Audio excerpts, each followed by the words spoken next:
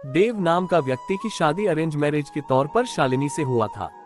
दोनों की शादी अरेंज मैरिज होने के कारण वे दोनों एक दूसरे को पहले से नहीं जानते थे।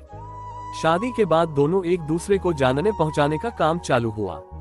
कुछ ही दिनों में दोनों एक दूसरे को अच्छी तरह से जल्दी पहचानने लगे थे। जब दोनों में अच्छी तरह से पहचान हुआ, दोनों एक दूसरे को समझने लगे थे, तो देव को लग रहा था कि उसे एक बेहतर ही पत्नी मिली है, क्योंकि उसे पूरी तरह से समझने के बाद उसे समझ में आ गया था कि लव मैरिज करना कोई जरूरी नहीं है, अरेंज मैरिज में भी अच्छी पत्नी मिल जाती है। दोनों की नई नई शादी हुई थी, इसी कारण से दोनों एक दूसरे को अच्छी तरह से समय देते थे। उसके बाद दोनों एक दूसरे के काम में हाथ बटाया करते थे। पति पत्नी दोनों में खूब ज्यादा प्यार होने लगा था।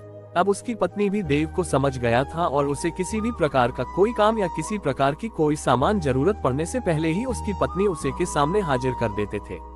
एक दिन देव अपने दोस्त को सूरज को अपने घर दावत पर बुलाया था। देव और शालिनी के प्यार देखकर सूरज बोल उठा कर, तुमने तो अरेंज मैरिज की है, लेकिन तुम्हारी पत्नी बहुत अच्छी है, तुम्हारा बहुत ज्यादा ख्याल रखती है और तुम दोनों भी अच्छी तरह से अपना काम कर रहे हो। तुम्हारी पत्नी तो बहुत ज्यादा खूबसूरत है और हर काम में तुम्हारा बहुत ज्यादा ध्यान रखती है। तुम बहुत ज्यादा खुशकिस्मत होगी, तुम्हें अरेंज मैरिज होने के बावजूद भी तुम्हें इतनी अच्छी पत्नी मिली है। एक दिन देव अपनी पत्नी से कहता है कि तुम जाकर तैयार हो जाओ, हम लोग कहीं घूमने जाने वाले हैं। हम लोगों को शादी की होगी, इतना दिन हो गया है और बहुत सारे काम होने के कारण हमें टाइम भी नहीं मिला है घूमने के लिए। चलो वहाँ आज हम लोग घूमने के लिए कहीं चलते हैं। इतना सुनकर उसकी पत्नी शालिनी ने कहती है कि आपने तो बिल्कुल अच्छा कहा जी, बहुत दिनों से हम लोग कहीं घूमने नहीं गए, अच्छा हुआ आज आपने बोल दिया, हम लोगों का मन नहीं लग रहा था, चलो कहीं घूम कर आते हैं। दोनों एक कार में बैठकर घूमने के लिए निकल पड़ता है। रास्ते में जब हाईवे पर गाड़ी जाती है तो उसे एक बड़ी गाड़ी में टक्कर होने के कारण दोनों दुर्घटनाग्रस्त हो जाते हैं। देव को जब हो जाता है तो वह हॉस्पिटल में था। जैसे ही होश में जाता है वह अपनी पत्नी को ढूंढने लगता है। तभी को अपनी पत्नी को ढूंढते ढूंढते दूसरे कमरे में चली जाती है, जहां वह देखती है कि उसके सर अथवा पैर में तो दोपहर में बहुत ज्यादा चोट आई है। देव घबराकर डॉक्टर से पूछता है कि मेरी पत्नी की तबीयत ठीक तो है, क्या वह सही हो जाएगी ना?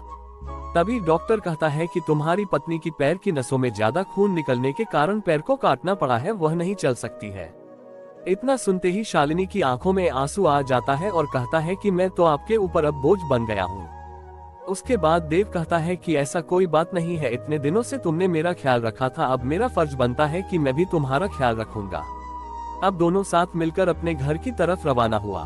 घर जाकर दोनों एक दूसरे के बिना ना रहने की कसम खाई थी। फिर उसके बाद वह अपनी जॉब को छोड़कर घर से ही वर्क टू होम मतलब के वर्क फ्रॉम होम किया करता था। साथ ही घर रहकर अपने पत्नी की मदद तथा उसके देखरेख में उसका मदद किया करता था। इसी तरह एक दिन फिर सूरज देव का दोस्त उसके घर आता है और कहता है कि तुम तो आप घर के काम करने लगे हो, तुम्हें बहुत अच्छा बिजनेसमैन हो, तुम अपनी जिंदगी क्यों बर्बाद कर रहे हो एक लड़के के कारण? तुम अपनी दूसरी शादी कर लो, चाहे तो इसे भी अपने पास ही रखो, लेकिन तुम कंपनी में चलो काम करो। इसके बाद देव कहता है कि मेरी पत्नी से बढ़कर मेरी जिंदगी में कुछ भी नहीं है, मैं उसकी देखभाल हमेशा करूंगा और करता ही रहूंगा, क्योंकि हमेशा से ही मुझसे प्रेम करती थी और हमेशा से ही हम लोग पति पत्नी आपस में प्रेम करते रहेंगे।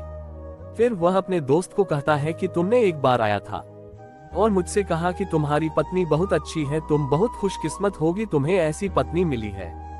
फिर आज क्या बात है, क्या तुम इस प्रकार के बाद मेरी पत्नी के लिए उपयोग कर रहे हो? आखिरकार जितना दिन उसने मेरी मदद की है, मेरा भी फर्ज बनता है कि मैं उसे जिंदगी भर मदद करता रहूंगा।